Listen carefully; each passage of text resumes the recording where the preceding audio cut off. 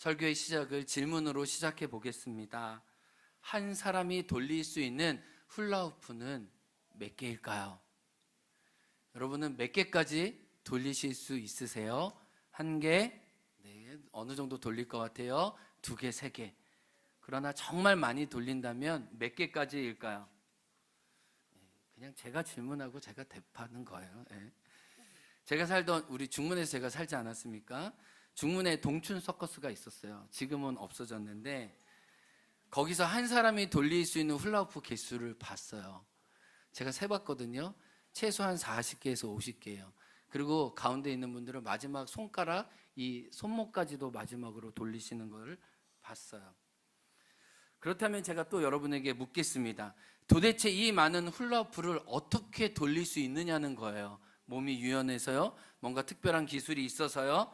어떤 기술이 있겠죠. 그러나 10개, 20개, 30개, 40개 훌라후프를 돌리는 비결은 생각보다 심플했습니다. 이 많은 훌라후프에 몸을 맞추려고 하면 실제로는 훌라후프가 와르르 무너지고 마는데 몸의 중심을 잡고 그 중심을 따라 리듬을 타고 박자를 잘 맞춰서 돌리면, 그리고 많은 연습을 하면 이 훌라후프가 돌아간다는 거예요. 핵심은 먼저 훌라후프에 나를 맞추는 것이 아니라 내가 먼저 중심을 잡고 그 중심에 따라 온몸이 리듬을 타면 이 많은 훌라후프가 함께 돌아간다는 것입니다. 이 훌라후프는 우리 인생으로 비유할 수 있어요. 내가 해야 되는 일들, 나의 맡겨진 책임들, 내가 감당해야 되는 의무들이 살면서 더 많이 늘어나요. 그래서 우리가 유담이나 우리 어린아이들 지금 보면 뭐라 그래요? 너희 때가 참 좋다라고 얘기하잖아요. 우리 아이들은 빨리 어른이 되고 싶어도 어른이 돼보면 너희들 짐이 없지, 너희들은 그냥 훌라후프 하나만, 아니 하루 종일 열심히 놀기만 하면 되는 거지, 우리가 그 삶을 보고 그냥 축하해주고 좋아해요. 그러나 우리는 인생을 살면서 한두 개 훌라후프들이 너무 많아져서 어느 때는 이 훌라후프에 내가 무너질 때도 있습니다. 그러면서 우리가 드리는 예배의 의미가 무엇인지 생각해 볼 때 많은 인생의 짐과 훌라후프 속에서 내 중심을 잡는 시간이 예배의 시간, 하나님을 만나는 시간인 것을 생각해 보게 돼요. 나에게 주어진 것, 내가 돌려야 하는 모든 의무를 내려놓고 하나님을 머금고 하나님께 사로잡히는 것이 예배인 것이죠. 그래서 저와 여러분이 이 시간 구별해서 이 자리에 와 있습니다. 그래서 오늘 이 예배의 중심 우리가 어떻게 잡을 건지 오늘 이 말씀을 통해 함께 살펴보기 원해요. 먼저 예배를 통해 우리 인생의 중심을 잡고자 할 때 제일 먼저 생각해야 될 것이 나의 태도예요. 나의 자세예요. 나의 자세와 태도를 가다듬지 않고 좋은 예배, 깊은 예배, 하나님이 찾으시는 예배를 드릴 수가 없어요. 제가 대강고에서 이제 교목을 5년간 하다가 이제 다시 이렇게 목회 현장으로 돌아왔잖아요. 근데 제가 학교 선생님 하면서 느낀 게 딱 수업 탁 시작하다 보면은 어떤 애가 졸지, 어떤 애가 딴짓할지, 어떤 애가 말씀을 부를지 어느 정도 느낌이 옵니다. 왜일까요? 이건 사람에 대한 편견이 아니에요. 그건 우리 학생들의 태도와 자세를 보면 알 수 있어요.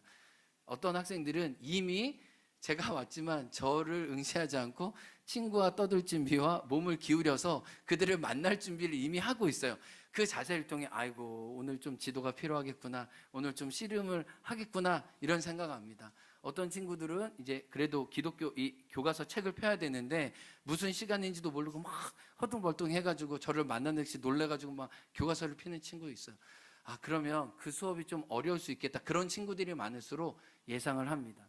근데 어떤 친구들은 제가 들어오자마자 목사님 지난주 수업 뭐뭐뭐 해주셨는데 혹시 그 이야기 더 해주시면 안 되냐라고 그렇게 얘기하는 친구 있으면 진짜 제가 감동을 많이 받아요. 야, 너는 내가 잊고 있었던 나의 수업도 네가 기억해 주는 건 정말 대단하다. 왜냐면 이 수업을 1학년도 하고 3학년도 하다 보면 엄청 이게 헷갈리거든요.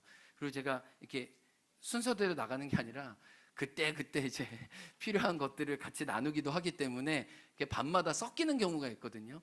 근데 그걸 아이들이 피드백해주면 우리가 그런 시간 보냈지. 그리고 제가 컴퓨터를 가지면서 아이들이 말한 걸 직접 화면으로 치면서 아이들과 상호작용하기 때문에 저보다 더 아이들이 많이 기억을 해줘요. 그 얘기를 하면 굉장히 수업 시간이 굉장히 좋아집니다. 이렇게 행복해져요. 그 50분의 시간이 정말 5분처럼 빨리 지나가는 때도 있어요. 그리고 어떤 친구들은 가끔 이제 1년에 한 번씩 저희 교회 오는 친구기도 하는데, 그 친구는 교목실에 와요. 목사님, 1학년 5반 저희 반에 들어갈 때입니다. 그래서 목사님 컴퓨터 주시죠. 제가 들겠습니다. 목사님은 성경책만 드시고 오십시오 하면서 자기 신앙적인 질문과 뭐 궁금한 거 이렇게 얘기를 해요. 그러면은 그 짧은 그 한 300m 이렇게 수업까지 들어가는 길에 걔 때문에 제가 행복해요. 아, 나를 맞이해 줄 준비, 수업할 준비, 우리 반 아이들에게 수업 시간이니까 미리 준비하라고 말해주고 온 그 친구 때문에 그 시간이 행복해져요. 제가 그 친구들을 보면서 무엇을 느꼈냐면, 공부를 잘하고 못하고가 중요한 게 아니라 누군가를 대하는 그들의 태도가 그를 정말 빛나게 하는구나라는 걸 알았어요. 그 사람의 똑똑함과 그 사람의 어떤 뭐랄까 높은 지식이 중요한 게 아니라 한 사람을 대하는 그의 깊은 진정성과 의미 있는 태도가 그 사람을 밝게 하는구나라는 걸 알았어요. 이건 예배도 마찬가지겠죠. 하나님을 향한 나의 태도가 하나님을 향한 나의 리스펙, 그분 향한 나의 진심을 보여주는 거예요. 제가 이번 이제 한 주간 잠시 휴가 갔다 왔잖아요. 근데 휴가 중에 정말 재밌었던 일이 있었어요. 사진 한번 보여주시면은, 제가 이제 장인어른 차를 빌려가지고 이제 서울과 이렇게 왔다 갔다 다니는데, 잠실대교를 지나가지고 저 도로를 저거 찍은 건 아니에요. 제가 찍은 건 아니고 저런 이미지를 갖고 온 건데, 이제 왼쪽으로는 이제 롯데타워를 가는 길이고, 이제 오른쪽으로는 이제 롯데월드가 있고, 직진하면 이제 송파가 있는데요. 여기를 했는데, 제가 이제 제주에 7년 살다가 서울 가니까 어떻게 서울에서 사람들이 사는지 모르겠어요. 진짜 너무 정신이 없고 너무 혼란하더라고요. 근데 이 도로가 거의 18차선, 20차선 되는 것 같아요. 정말 도로가 어마어마하게, 이런 도로에서 운전하는 게 이제 정말 스트레스가 되고 힘들어지더라고요. 근데 저도 길을 잘 모르니까 옛날에는 막 여기저기 정말 잘 다녔는데, 이제 저는 길을 헷갈리면 안 되니까 이제 내비가 되는 대로 막 열심히 이렇게 따라가다가 제 왼쪽 차선에 이제 직진을 해야 되는 차선이 있었는데, 이제 롯데타워로 가는 왼쪽으로밖에 못 가는 이 차선에 어떤 차가 들어섰어요. 그리고 저는 이제 송파대로로 가야 돼서 이제 제 길을 제대로 가고 있었는데, 제 앞차였는데 갑자기 이게 깜빡이를 켜더니 이제 오른쪽으로 돌아오려고 하는 거예요. 근데 여러분 서울 아시겠지만 얼마나 차가 많이 막혀요. 그리고 사람이 신경이 예민해 있잖아요. 그 끼어들기 뭐 이런 거 굉장히 예민합니다. 그래서 막 욕도 하고 막 창문도 내리고, 그때는 우리 기독교인을 내려놓죠. 막 이렇게 하면서 막 네가 막 그래서 이게 서울 생활이 굉장히 예민해질 수밖에 없더라고요. 근데 교통이 막히는데 제 앞에 차가 있는데 이 옆에 차가 이제 끼어들려고 오른쪽으로 오려고 하니까 이제 사람들이 이제 뿔이 난 느낌이에요. 근데 절대 내가 너에게 자리를 내어주지 않겠다. 그래서 일부러 더 깜빡이기 때문에 우리 밀어붙이는 거, 인간의 본성 우리가 느꼈잖아요. 네가 끼어들어, 좋아, 나는 더 밀어붙일 거야, 이제 이러는데, 사람들이 아무리 해도 이제 차선을 비켜주지 않으니까 이 사람은 정말 왼쪽으로 가야 되는 거, 안 되겠다 싶은지 이 운전석 옆에 있는 오른쪽에 있는 한 여성이 창문을 내리더라고요. 창문 내리면 어떻게 하는지 아세요? 막 비비는 거예요. 막 비비는. 근데 이 비비는 게 그냥 비비는 정도가 아니라 정말 간절히 비는 거예요. 정말 이 비는 게 진정성이 느껴져. 막 비는 거예요. 제발 막 하더니 그 여자가 거기에만 미친 게 아니에요. 손가락 하트를 만들더니 막 이런 거 막 비비더니 막 손가락 하트를 하는 거예요. 또 다시 한번 비비더니 막 이렇게 하는 거예요. 제 앞에 있는 차가 이렇게 비껴주더라고요. 이렇게. 그래서 제가 그 자리에서 이제 저만 봤거든요. 저희 가족한테, 한 여자가 정말 차선 한번 제대로 바꾸고 싶어가지고 막 빌고 막 하트 하는데 이뻐서라도 비껴주고 싶더라라는 생각이 하면서 그 얘기를 했어요. 그러니까 결국은 허물이 있고 연약해도 그 사람의 태도와 또 그 사람의 자세가 실제로 마음을 열어주고 길을 비껴주게 한 거죠. 우리가 드리는 예배도 마찬가지예요. 하나님에 대한 나의 태도가 하나님과의 길을 열기도 하고 닫기도 한다는 거 우리는 생각해야 돼요. 오늘 우리가 이 예배를 드리면서 어떤 태도와 어떤 자세인지, 하나님이 나에게 길을 내실지, 아니 내가 하나님과의 길을 닫고 있는지 우리는 우리 자신을 생각해 볼 수 있어요. 그렇다면 예배자로 부름받은 저와 여러분이 가져야 할 가장 중요한 태도가 뭐냐는 거예요. 이 말씀을 통해 여러 가지로 생각할 수 있지만 한 가지만 생각해 본다면 예배자의 가장 중요한 태도와 자세는 하나님에 대한 엎드림이에요. 따라합니다. 하나님에 대한 엎드림이다. 본문에서 강조하고 있는 것이 엎드림이에요. 실제로는 엎드렸다고 얘기하지만 헬라어로는 프로스키네오, 예배했다는 아주 중요한, 예배에서 가장 중요한 단어예요.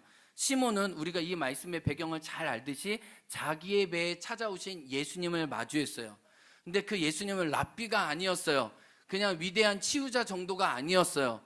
온 우주를 창조하시고 운행하시고 지켜주시는 창조주 퀴리오스, 만물의 주인이시고 권능으로 지금도 통치하고 계시는 그 하나님의 아들 예수님을 알았던 거예요. 자기의 그물에 임한 하늘의 영광을 보게 되었어요. 그래서 누군가는 이렇게 해요. 호수는 하늘로 가득하다. 그날만큼은 모든 갈릴리 호수가 하나님의 영광을 바라고 있었어요.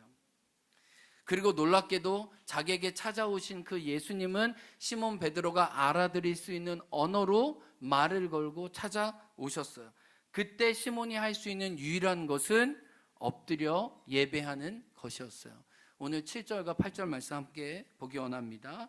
앞에 화면도 있네요. 읽어볼까요? 시작.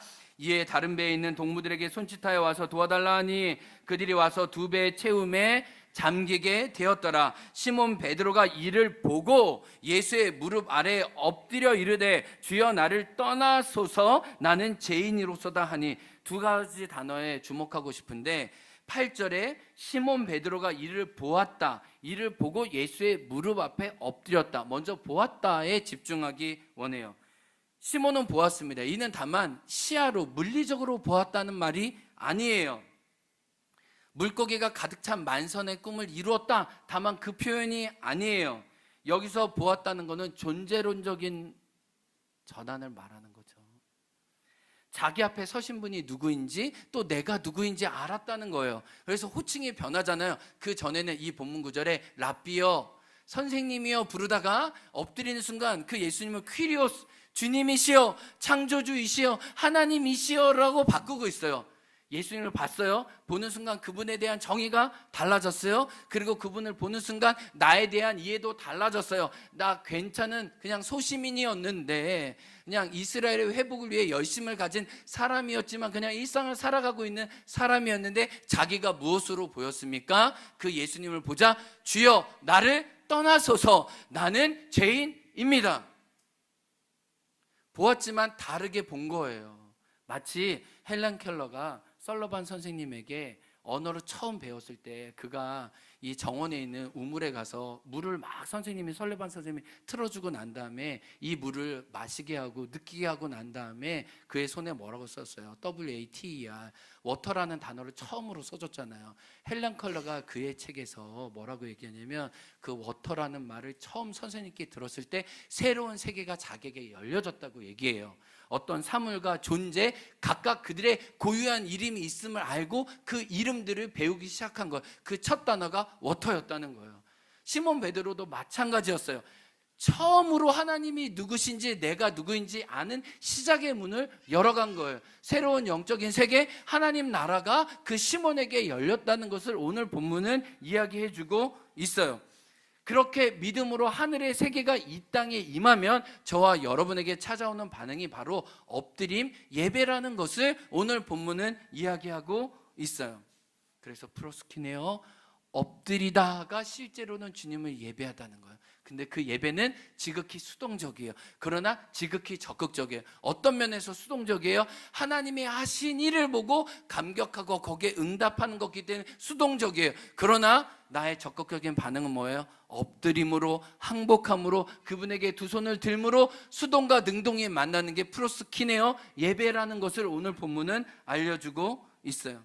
그래서 이 엎드림을 통해 수평적인 관계가 수직적으로 바뀌었죠. 이제 나는 종이에요. 당신은 주인이십니다. 나는 당신에게 응답하겠습니다라고 말하고 있다는 거예요. 사랑하는 성도 여러분, 우리가 이 성경을 묵상하면서 감동적인 건 뭐냐면, 주님은 초월과 능력으로 당신이 누구신지 계시해 주세요.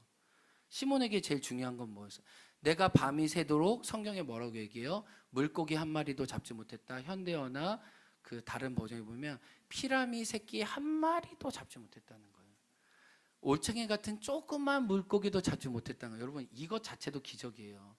정말 어렸을 때부터 어부로 살았던 사람이 하루 종일 물질을 했는데 조그만 고기도 낚지 못했다? 이것도 기적이에요. 이것도 말도 안 되는 얘기야. 아마 하나님이 연출하셨을 거예요. 내가 베드로를 만나주기 위해 오늘은 그물에 한 마리도 잡히지 말라라고 얘기하셨을 거예요. 분명 그러셨을 거예요. 근데 하나님은 시몬의 배에 타시면서 동료들과 함께 배에 타시면서 뭐라고 얘기했어요? 물고기들아, 다 와. 성경에 기록되어 있을 수 있는 유일한 때야. 물고기로서 너의 존재를 남기고 싶은 물고기들 다 와. 순종한 물고기들이 2배에 가득 채우게 되었어요. 그물이 찢어질 정도였어요. 그걸 통해 무엇을 알려주신 거예요? 그냥 물고기가 가득 찼다가 아니라 내가 주다. 내가 이 호수를 다스리고 있어. 내가 너를 알아. 너가 밤이 새도록 정말 수고했지만 아무것도 이렇게 낚은 게 없지만 내가 너의 필요를 알아. 내가 너의 상황을 살피고 있다는 걸 주님이 아시면서 자기가 누구인지 보여주고 계세요. 그런데 하나님은 압도만 하시지 않아요. 그에게 말씀하세요. 오늘 뭐라고 그러냐면 엎드릴 때 주님이 시몬에게 뭐라고 해요? 첫 번째, 무서워하지 말라. 두려워하지 말라. 따라합니다. 무서워하지 말라. 두려워하지 말라. 하나님께 완전히 우리가 잠기면 느끼는 경험이 떨림, 두려움, 공포예요. 그러나 주님은 공포 속에 우리를 조장하지 않으세요. 주님은 폭도가 아니세요. 주님은 사랑과 부드러움 속에 우리를 다시 초청하세요. 우리의 두려움을 경외감으로 바꾸세요. 우리의 상상력을 회복시켜 주세요. 공포를 거룩한 떨림으로 바꾸셔서 환희 가운데 주님을 따라가게 하세요. 햇살보다 더 빛나는 주님의 밝은 빛으로 우리 영혼을 비치시는 거예요. 그러므로 두려워하지 말라, 무서워하지 말라, 내가 너와 함께 있다라고 말씀해 주시는 것. 그 말씀과 더불어 주님은 뭐라고 얘기하세요? 자기를 예비하는 그에게 그를 향한 당신의 약속을 허락해 주십니다. 따라합니다. 내가 너를 사람 낚는 어부가 되게 하리라. 한 번도 들어보지 못했던 하나님의 약속을 듣습니다. 너희를 향한 나의 생각은 내가 하나니 재앙이 아니라 곧 평안이요 너희 장래에 소망을 주려 하는 생각이에요. 여러분, 놀랍도록 우리가 그분 앞에 엎드려 항복하고 그분을 예배하기 시작했을 때 그분은 우리에게 말씀하세요. 두려워하지 마. 그리고 주님은 말씀하세요. 내가 너를 향한 계획이 있어. 너 마음에 소원을 두고 나는 행할 거야. 나는 너가 물고기를 낚는 것처럼 이제 나를 따라오면 사람을 낚는 어부가 되게 할 거거든. 그 비전과 소명을 너에게 주고 싶어. 너 그 꿈으로 나와 함께 나를 따라오지 않겠니? 라고 새로운 영적인 세계로 베드로를 초대하고 계세요. 그런데요, 이 엎드림 가운데, 이 예배 가운데 무슨 일이 일어나는지 보세요. 5장 8절이에요 5장 8절에 여러분 성경 있으신 분들 보세요. 어떻게 시작하냐면 시몬 베드로가 이를 보고, 아까 전에 보았다는 말을 설명했죠. 근데 5장 8절을 보면 아주 신기한 표현이 있어요. 어떤 표현일까요? 시몬 베드로가, 여러분 보세요. 누가복음 보세요. 시몬은 시몬이고 베드로는 베드로예요. 시몬과 베드로가 같이 이렇게 연결되어 있는 표현은 성경에서 여기밖에 없어요. 제가 다 검색해 봤어요. 다 찾아봤어요. 진짜 맞아요. 마태복음 10장에만 예외가 있어요. 베드로라는 옛날 이름을 가진 시몬, 그거는 베드로가 옛날 이름이 시몬이었다는 설명 말고 이 시몬과 베드로의 이름이 동시에 나와 있는 구절은 오늘 누가복음 5장 8절밖에 없다는 거예요. 누가가 왜 시몬이면 시몬이지 베드로면 베드로지 왜 시몬과 베드로 옛날 이름과 새로운 이름을 같이 붙였다 여기 노는 거예요? 왜 그럴까요? 그가 주님을 예배하기 시작했을 때 하나님이 누구신지 보았다고 했고 내가 누구인지 보았다고 얘기했잖아요. 하나님은 예배하는 지점이 그의 존재의 전환점이라는 것을 알려주고 있는 거예요. 시몬이 계배가 되고 시몬이 약속의 사람으로 하나님의 영광 아름다운 덕을 증거하는 사람으로 바뀌는 지점이 바로 오늘 첫 번째 예배의 지점이었다는 것을 말씀하고 있어요. 우리가 깊은 예배를 드리고 하나님의 임재에 잠기기 시작하고 그분에게 중심을 두기 시작하면 우리도 똑같아요. 시몬이 베드로 되는 것처럼 인간적인 옛 자아의 사람이 신적인 신의 성품을 있는 사람으로 바꾸는 거예요. 그래서 베드로 사도가 뭐라고 얘기했어요? 베드로전서 우리는 신의 성품을 닮아가는 신의 덕을 증거하는 사람이라고 이야기한 게 오늘 첫 출발이 오늘 이 본문의 말씀이라는 것을 알게 됩니다. 그러니까 우리가 예배 중에 나를 낮춰서 하나님을 높이기 시작하면 하나님은 낮은 나를 다시 세워주셔서 시몬이 베드로 되는 첫 전환점을 우리 삶에 시작하신다는 거예요. 그러니까 결국은 깊은 예배와 하나님의 임재 안에 사로잡힐 때에 시몬이 베드로가 될 수 있는, 우리 안에 선한 것이 없지만 우리 안에 선한 것을 부어주시면서 우리를 새로운 존재를 세우시는 그 예수님과의 출발이 예배 가운데 있다는 거예요. 오늘 보세요. 하나님은 하나님을 향해서 엎드렸던 시몬에게 자기의 영광을 나눠주시죠. 영광의 나라로 초대하시죠. 경외감 속에 그를 일으켜서 어떤 기적을 말씀해 주세요. 피곤한 자에게 능력을 주시고 무능한 자에게 힘을 주셔서 오늘 본문은 뭐로 끝나요? 그 앞절까지는 상심하고 무기력하고 낙심했던 그가 힘을 얻어서 예수님의 제자가 되는 새로운 출발을 걷는 거예요. 근데 이 말씀의 기적이 있죠. 5장 11절이에요. 그들은 배를 무태된 뒤에 어떻게 하고요? 모든 것을 버려두고 어떻게 했대요? 누구를 따라갔대요? 예수를. 어부가 물고기를 많이 잡았으면 그 만선의 꿈, 소원을 이룬 거예요. 근데 이것도 기적이죠. 그 배를 버리고 예수님을 따라간 게 오늘 본문에서 진짜 기적이에요. 아멘. 물고기가 안 잡힌 것도 기적이고 물고기가 많이 잡힌 것도 기적이고 물고기를 버리고 예수님을 따라간 게 세 번째 진짜 기적이에요. 모든 기적은 어디를 향하는 거예요? 따라합니다. 예수를 따라갔다. 여러분, 기적 자체에 집중할 필요는 없어요. 그 기적을 통해 하나님이 누구신지 드러내지만 결국은 초점이 예수님을 따라갔다고 얘기하는 거예요. 저는 이 본문을 여러분에게 여러 차례 설교하고 또 묵상하고 그랬잖아요. 그래서 다시 한번 베드로의 입장에서, 시몬의 입장에서, 시몬이 영적으로 낙심되고 지쳤을 때 자기를 어떻게 일으켰을까 생각해 보면 자기가 하나님을 예배했던 첫 번째 이 예배 자리로 돌아갔을 거다라는 생각을 해요. 그러면서 이 예배의 추억과 이 예배의 정서를 갖는 게 얼마나 중요한 일인지 좀 생각을 해봐요. 제가 이번 휴가 기간 중에 다 얘기할 수는 없는데 하여튼 숙소가 급하게 바뀌어가지고 그 가평 우리 마을, 우리 분당 우리 교회 성도님들의 꿈과 헌신과 기도로 지어진 이 가평 2만 평 되는 이 가평 우리 마을에 머물렀어요. 여기 기도실도 또 여기 카페도 도서관도 하여튼 정말 목회자와 또 우리 크리스찬들이 시기가 너무 좋았어요. 이렇게 쉴 수 있구나. 정말 너무 행복한 시간이었어요. 그래서 하나님이 합력해서 선을 이루신다는 걸 느끼면서 참 갔어요. 너무 감사했어요. 그런데 거기 10분 15분 거리에 강남금식 기도원이 있었어요. 근데 이 강남금식 기도원이 저에게는 소중한 장소예요. 왜냐면은 저희 아버님이 이 40일 금식하러 들어가셨다가 몸이 너무 안 좋아지셔서 40일 금식을 못 하시고 33일 만에 마치셨는데 33일간 하나님의 얼굴을 구하면서 기도하셨던 97년도에 그렇게 기도하셨는데 그 기도하셨던 장소예요. 아버님이 무슨 문제나 목회적인 어려움이나 하나님을 찾아야 될 일이 있을 때 늘 강남금식 기도원에 가셨어요. 제가 초등학교 때는 여기에 들어가는 이 차를 잘 타기 어려워가지고 이 대성리에 내리면은 이 대성리에서 아저씨한테 전화 걸면 뱃사공이 아저씨가 나와가지고 이 배 물을 이렇게 노를 저어가지고 건너편까지 가서 기도원까지 걸어갔던 기억이 있거든요. 근데 35년이 지났는데 너무 변했더라고요. 너무 좋아졌더라고요. 결혼 전에 또 인생에 어려움이 있을 때 이곳에 가서 엎드려서 기도하고 철야하고 하나님의 얼굴을 구했던 제 자신의 옛날 시간도 생각하면서 제가 굳이 여길 가지 않아도 되는데 가족들한테 좀 배려를 구해서 나는 좀 여길 가야겠다. 그래서 짧지만 그냥 이곳을 다 둘러보고 아버님이 금식 기도했던데 엎드려서 기도했던데 그냥 하나님의 얼굴을 구웠던 데를 다시 한번 갔어요. 마침 제가 들어갔을 때 저녁 집회가 끝나고 기도의 시간이었는데 그 기도할 때 거기 이제 색소폰하고 이렇게 막 악기 들고 막 이렇게 기도할 수 있도록 사람들이 도와주거든요. 근데 첫 번째 찬양이 이거더라고요. 인내하신 구세주여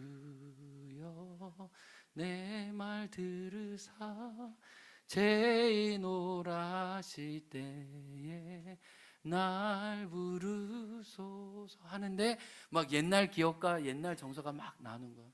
내가 아무것도 몰랐을 때 아빠를 따라 교회 성도들과 함께 기도하러 왔던 이 예배의 장소, 그러나 수년이 흘렀을 때 인생의 어려움과 고난이 있을 때 하나님을 찾으러 왔던 이 예배의 엎드림의 흔적이 있었던 이곳에 내가 오고 싶은 이 영적인 추억과 이 영적인 흔적과 자국이 있구나.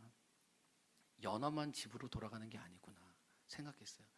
내가 하나님께 엎드렸던 깊은 예배의 자국을 우리는 다시 찾아가게 되는구나라는 생각을 했어요. 여러분 보세요. 여러분을 시몬을 베드로가 되게 했던 그 깊은 예배의 흔적과 자국이 있으세요? 반드시 여러분은 그 예배의 자리로 돌아가고 싶을 거예요. 그 하나님을 경험하고 싶을 거예요. 왜요? 우리에게 영적인 그런 어떤 간절함이 있어요. 하나님으로 말미암아 살아왔기 때문에 하나님을 만나고 싶은 그 갈급함의 자리와 흔적으로 나아가는 그 영적인 갈망이 있다는 걸 짧은 시간 제 몸을 통해 제가 그 시간을 통해 다시 한번 느꼈어요. 이것이 우리 개인뿐만 아닌 것 같아요. 교회도 깊은 예배를 드리면 그렇게 주님께 다시 나가고 싶어요. 저는 올해 24시간 찬양 예배를 드리지 못하는 게 너무 아쉬워요. 내년 3월에 드린다고 얘기했잖아요. 날짜가 그거밖에 안 돼서. 왜냐하면 성도님과 함께 드린 그 예배의 깊은 예배, 하나님을 간절히 구했던 그 간절함들이 제 영혼에 박혀 있어요. 우리 공동체에 박혀 있어요.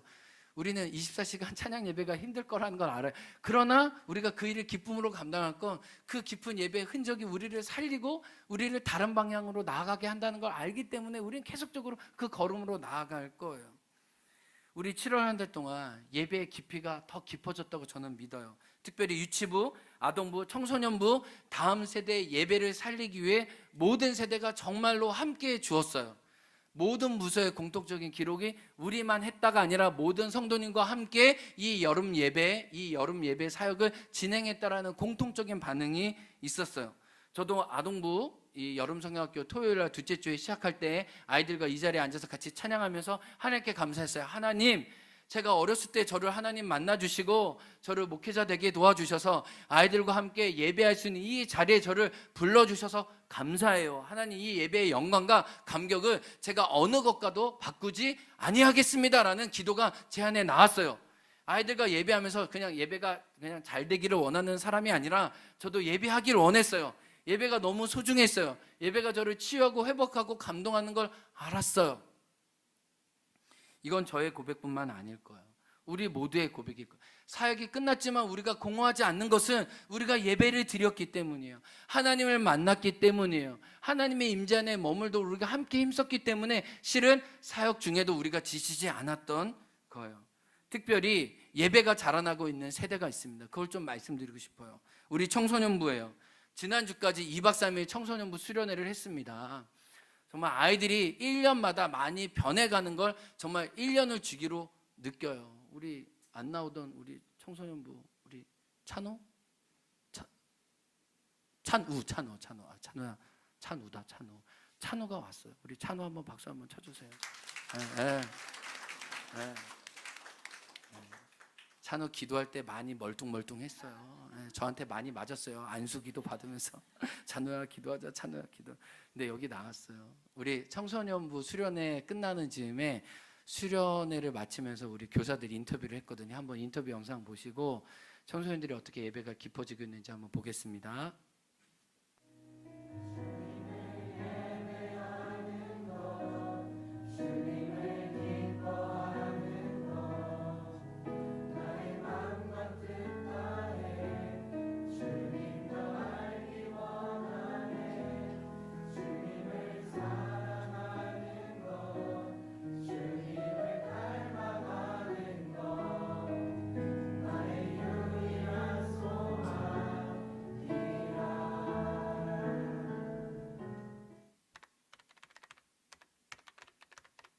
특별히 이 아이들 통해서 느끼는 건 하나님이 이 아이들을 절대 포기하지 않고 계시구나. 하나님이 이 아이들 가운데 계속해서 하는 이 한 명 한 명을 향한 하나님의 계획과 뜻이 분명히 있구나. 그리고 또 하나님의 때가 이 아이들 가운데 있구나. 이런 것들을 계속해서 느끼는 것 같습니다. 사실 저희가 그 서울 비전 트립에 갔을 때 애들이 기도하는 법을 모르는구나. 그러니까 그 기도할 때 저희들이 요즘에 아이들을 대표 기도를 시키고 있거든요. 그러면 그 기도문을 각 목장 선생님들이 이렇게 한번 봐주시는데 지금 규범이 같은 경우 두 번째 텀이 되다 보니 이 기도문이 뭔가 기도에 정답이 있는 건 아니지만 이 언어적인 면으로 되게 성장하고 있구나. 하나님을 향해서 어떻게 기도하는지를 배우고 있구나. 그게 보이는 것들이 있어요.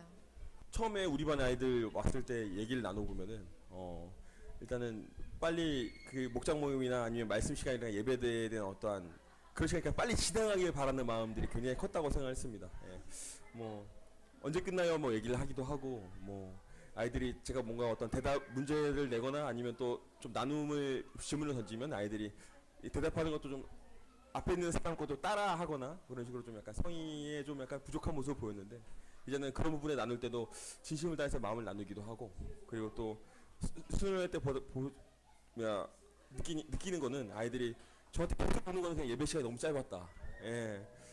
찬양 시간 너무 짧았다. 기도에 더 해야 되는 거 아니냐 이런 얘기를 들으면서 아 진짜 아이들이 많이 성장했다는 걸 많이 느꼈습니다. 예. 사실 어제 이제 수련회가 끝났는데 어제도 이제 우리 친구들이 이제 기도할 때 뒤에서 이제 막 당황하는 모습 이런 모습을 못 봤잖아요 아이들이. 근데 그 모습을 보면서 굉장히 뒤에서 장난치고 기도하지 않고 웃고 떠드는 모습이 어제도 있었거든요. 근데 어제 똑같은 어제 이제 우리 아이들이 굉장히 기도 열심히 하고 막 눈물을 흘리던 그 아이들이 정확히 3년 전에 똑같은 모습이었거든요. 근데 이제 그 아이들이 이제 또 기도하는 모습과 이렇게 눈물 흘리는 모습을 봤을 때 이제 이런 시간이 어느 정도 필요하고 어떤 하나님의 은혜가 있었기 때문에 변화가 있지 않았나 이렇게 생각이 듭니다. 네.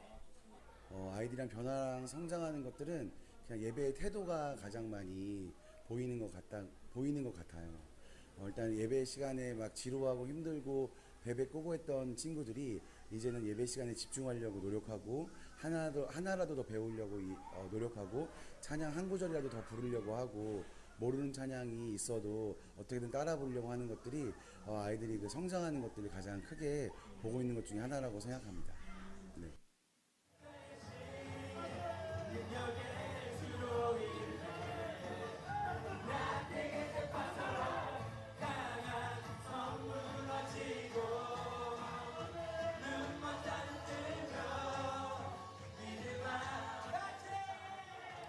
네, 여기까지 보겠습니다.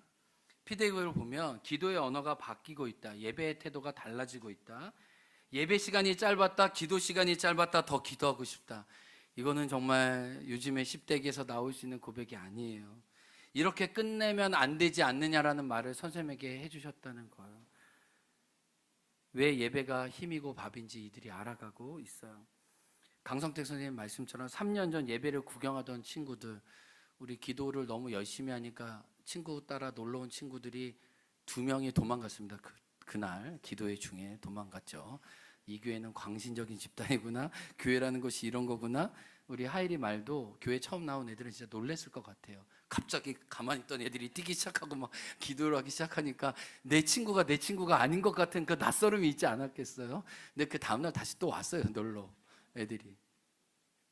근데 3년 전에 구경꾼이었던 아이들이 예배가 되면서 뛸 준비, 기도할 준비, 말씀 들을 준비가 돼 있는 거죠, 여러분. 참 이 변화가 얼마나 감사합니까? 백선 목사님 기도 인도할 때 어떤 삶의 문제와 어려움을 하나씩 말하고 그 문제 하나님께 기도할 친구들 일어나라고 했는데 자발적으로 일어나서 기도하는 모습을 보면서 우리 아이들이 예배 가운데 하나님과 소통하고 있구나. 하나님이 그들을 부르신다는 것을 그들이 개인적으로 응답하고 있구나 느끼면서 너무 감사한 시간이었어요. 그러면서 어제도 세호 목사님과 잠깐 얘기 나누고 제가 목회적으로 보는 건 우리 아이들에게 예배의 밀도와 온도를 경험해 주는 게 너무 중요해요. 익숙한 평상의 예배가 아니라 깊은 흔적, 시몬이 베드로가 되는 내가 누구인지 열리고 하나님이 누구인지 아는 그 깊은 예배의 흔적이 실은 우리 아이들 가운데 필요해요. 우리가 2년 동안 양평동 교회 우리 청년부, 청소년부와 함께 뜨거운 열정적인 예배를 드렸습니다. 5시간, 6시간 밥 먹고 예배하고 예배에 모든 목숨을 걸고 예배에 진심을 다해서 함께 했어요.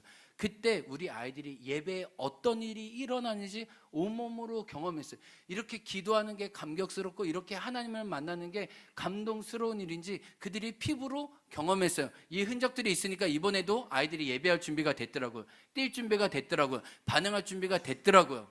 이게 중요한 것 같아요. 60도, 70도, 80도, 90도 내 온도가 높은 건 중요해요. 그러나 영적인 발화점 100도가 돼야 새로운 물의 성분이 이렇게 끓는 것처럼 영적인 끓음이 우리 안에도 필요해요. 그러기 위해서 영적인 밀도와 강도와 우리 애써서 기도하는 일이 간절히 필요해요. 이런 일을 2년간 양평동교회 우리 청년들과 함께 했다면 올해는 저와 여러분이 아이들과 함께 우리 유치부, 아동부, 청소년부 이 모든 시간 함께 예배 드리면서 그들을 세우고 그들을 세우지만 그들을 세우면서 우리 자신도 하나님 앞에 세워지는 놀라운 시간을 보냈다는 거예요. 공통적인 반응은 뭐였냐면 특별히 청소년부 예배 끝나고 이제 어른들은 체력이 안 돼서 애들하고 예배를 같이 못하겠다 하시더라고요. 애들이 너무 방방 뛰는데 그렇게 체력을 감당할 힘이 안 되는. 그러나 우리는 보았어요. 우리 10대들이 새벽 이슬처럼 하나님 향해 손들고 자기의 삶을 향해 드리는 모습을 보면서 우리가 왜 예배 공동체로 예배의 유산을 아이들에게 물려주어야 하는지 우리는 깨닫고 경험했습니다. 근데 감사한 거는요, 우리 아이들이 계속 예배자가 되도록 훈련하는 게 중요해요. 특별히 우리 청소년부는 이게 예배와 음악을 감당하시는 분들이 많이 있어서 아이들에게 레슨도 해주시고 또 아이들이 선생님을 통해서 가장 직접적인 영향을 받더라고요. 그래서 이번에 아동부 여름성경학교 때 어떤 일도 있었어요? 우리 아동부 여름성경학교 찬양을 우리 청소년부 로그인 찬양팀이 인도를 했잖아요. 그래서 우리 아동부 아이들도 처음으로 예배를 어떻게 드리는지 선배를 통해 배워가는 거예요. 물론 선생님을 통해 우리 어른들을 통해 배워가지만 그들에게 가장 직접적인 영향을 줄 수 있는 청소년부를 통해 또 아동부 아이들이 배워감이 얼마나 감사한지 몰라요. 여러분 잘 보세요. 내가 누린 예배의 유산과 영광은 반드시 나의 다음 세대와 나에게 뒤따라오는 사람에게 물려지게 된다는 거예요. 말씀을 마치겠습니다. 육지에서 온 한 자매가 저랑 대화하는 중에 그 교회가 지금 그 육지에서 굉장히 젊은이들이 많이 모이는 교회에 다니고 있더라고요. 제가 그 교회 이름을 말하면서 왜 그 교회 젊은이들이 사람들이 몰리냐, 내가 그 이유를 좀 알고 싶다. 근데 그 자매가 이렇게 딱 얘기했어요. 목사님, 저희는 한 번의 예배에 우리 인생이 바뀔 수 있다고 생각해요. 주일 한 번 예배를 위해 온 힘과 마음과 정성을 다해 사람들이 모이고 실제로 그렇게 예배를 드립니다. 제가 그 교회가 진짜임을 알았어요. 한 번의 깊은 예배가 시몬이 베드로가 되었던, 모든 것을 버려두고 예수님을 따라갔던 그 진짜 기적을 낳았던 것처럼 저와 여러분이 깊은 예배로 하나님께 나아가기 시작하면 하나님은 그 걸음 속에, 그 임재 속에 하나님이 누구인지, 내가 누구인지, 우리를 향한 소망이 무엇인지 알려주실 것입니다. 영광의 무게가 여러분을 채우고 은혜의 감격이 여러분을 사로잡는 일상에서의 예배, 하나님과의 특별한 예배가 날마다 깊어지시기를 주님의 이름으로 축복합니다. 우리 말씀에 응답하면서 일어나서 찬양할까요? 찬양팀 나와주시고 주님 큰 영광 받으소서, 홀로 찬양 받으소서. 주님 큰 영광 받으소서, 홀로 찬양 받으소서. 모든 이름 위에 뛰어난 그 이름, 온 땅과 하늘이 다 찬양해. 겸손하게 우리 무릎 꿇고 주 이름 앞에 영광 돌리세. 모두 절하세 독생 다 예수, 주님께 찬양 드리리. 모든 영광과 존귀와 능력 받으 받으소서. 모든 영광과 존귀와 능력 받으소서.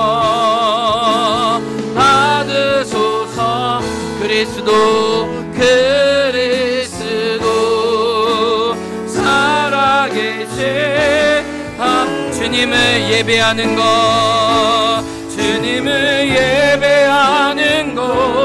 주님을 기뻐하는 나의 맘과 뜻 다해 주님도 알기 원하네. 주님을 사랑하는 주님을 갈망하는 것, 나의 유일한 소망. 주님을 예배하는 것, 주님을 기뻐하는 나의 맘과 뜻 다해 주님도 알기 원하네. 주님을 사랑하는 주님을 갈망하는 것, 나의 유일한 우리 두 손을 높이 들고 고백해요. 주님을 예배하는 것, 주님을 기뻐하는 나의 맘과 뜻 다해 주님도 알기 원하네. 주님을 사랑하는 주님을 갈망하는 것, 나의 유일한 소망이 주님 예배하는 것, 주님을 예배하는 것, 주님을 기뻐하는 것, 나의 마음과 뜻 다해 주님도 알기 원하네. 주님을 사랑하는 주님을 갈망하는 것, 나의 유일한 소망이라. 우리 함께 기도하겠습니다. 여러분 언제 주님께 엎드리셨습니까? 그 엎드림 예배의 자리가 하나님이 하나님 되시는 자리고, 여러분이 여러분 되는 자리이고, 여러분이 일상의 기적을 뒤로하고도 예수님의 제자가 될 수 있는 놀라운 새로운 시작점이라고 오늘 본문이 말씀하고 있습니다. 여러분, 우리가 하나님의 영광과 하나님의 임재에 사로잡히는 것이 우리가 누릴 수 있는 가장 큰 축복임을 고백하면서, 주님 나의 일상에서 나의 예배의 자리에서 주님을 보게 도와주시고, 내가 누구인지 보게 도와주시고, 그 비전과 약속의 말씀으로 주님의 제자가 되는 놀라운 당신의 사람이 될 수 있도록 하나님 우리를 세워주옵소서. 나를 만나주옵소서. 함께 같이 기도하며 나아갑니다. 하나님 아버지, 우리를 오늘도 세워주시고 불러주셔서 주님 감사합니다. 하나님, 시몬 베드로가 하나님의 영광을 보았던 것처럼 하나님 내가 죄인이고 그러나 나를 향한 하나님의 깨끗한 아름다움이 있다는 것을 하나님 고백을 하나님 오늘도 주님 앞에 알려드리고 주님 고백합니다. 하나님, 오늘도 당신의 자녀들이 오늘도 기도하며 하나님께 예배합니다. 주님 기쁜 예배로 주님을 사랑하는 것으로, 주님을 닮아가는 것으로 우리를 따라가고 하나님 우리를 초대하시는 하나님 은혜 가운데 나아가기 원합니다. 주님 이 시간 하늘 문을 열어주옵소서. 하나님이 여호수아에 가득한 하나님의 영광을 보게 도와주옵소서. 하나님, 시몬과 같이 흔들리는 갈대지만 하나님 기배와 같은 만성으로 만들어주셔서 나를 따르라, 내가 너를 사랑하는 어부가 되리라 하리라. 하나님, 당신의 비전과 은혜로 우리를 초대해 주시는 하나님 놀라운 역사가 있음을 주님 고백합니다. 하나님, 우리의 마음에 하나님 모든 비늘을 벗겨주시고 하나님 주님을 따라가고 하나님 우리의 깊은 예배가 하나님 우리 다음 세대와 우리 자녀와 하나님 이 땅에 흘러가게 도와주옵소서. 하나님, 주님을 기뻐하는 우리 예배가 우리를 치유하고 우리를 복하고 하나님 우리의 가정을 살리고 이 땅을 살리고 주님께 나아가는 귀한 일 있게 도와주옵소서. 하나님, 주님과 소망과 열망이 우리를 일어나게 도와주시고 하나님 주님을 간절히 찾게 도와주옵소서. 주님, 아멘. 나의 유일한 소망이라. 하나님, 시몬 베드로가 하나님의 영광을 보았던 것처럼 이 호수에 가득한 하늘의 임재를 온 몸으로 경험했던 것처럼 하나님 우리에게 기쁜 예배가 있게 도와주옵소서. 이전과 다른 예수님을 따라 살아갈 수밖에 없는 그 기쁜 예배가 나에게 경험되게 도와주시고 우리에게 경험되게 도와주시고 그 예배가 우리의 다음 세대와 이 땅에 흘러갈 수 있도록 참된 예배자로 우리를 세워 주옵소서. 하나님, 오늘 예배자로 우리 자신을 드리면서 하나님, 우리의 예물과 마음도 주님께 드렸습니다. 우리 몸을 거룩한 산제사로, 우리의 재물에서, 우리의 시간에서 하나님의 주인 되심을 고백하는 당신의 자녀 되게 도와주옵소서. 하나님, 우리가 불렀던 고백처럼 주님을 갈망합니다. 주님을 더 사랑합니다. 우리의 예배를 받아 주옵소서. 예수 그리스도의 이름으로 기도합니다. 아멘. 지금은 우리 구주 예수 그리스도의 은혜와 하나님 아버지의 사랑과 성령의 교통하심이 하나님께 깊은 예배자로 자기의 삶을 드리는 당신의 자녀와 다음 세대와 이 제주 땅 위에 지금부터 영원토록 함께하길 간절히 축원하옵나이다. 아멘.